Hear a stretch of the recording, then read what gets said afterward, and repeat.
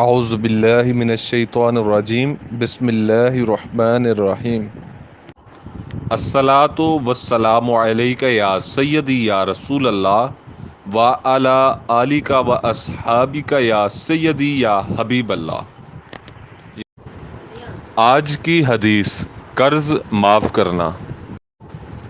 ہم سے ہشام بن عمار نے بیان کیا کہ ہم سے یحییٰ بن حمزہ نے بیان کیا، ان سے محمد بن ولید زبیدی نے بیان کیا، ان سے زہری نے، ان سے عبداللہ بن عبداللہ نے، انہوں نے ابو ہریرہ رضی اللہ عنہ سے سنا کہ رسول اللہ صلی اللہ علیہ وسلم نے فرمایا، ایک تاجر لوگوں کو قرض دیا کرتا تھا، پھر جب کسی تنگ دست کو دیکھتا تو اپنے نوکروں سے کہہ دیتا کہ اس سے درگزر کر جاؤ، شاید اللہ تعالیٰ بھی ہم سے آخرت میں درگزر فرمائے۔ چنانچہ اللہ تعالیٰ نے اس کے مرنے کے بعد اس کو بخش دیا۔ صحیح بخاری 2078۔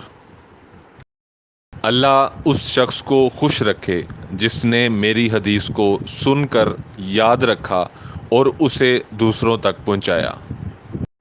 مزید اسلامی ویڈیوز دیکھنے کے لیے ہمارے اسلامی چینل کو لائک کریں اور شیئر کریں اور سبسکرائب کریں۔ جزاک اللہ خیر۔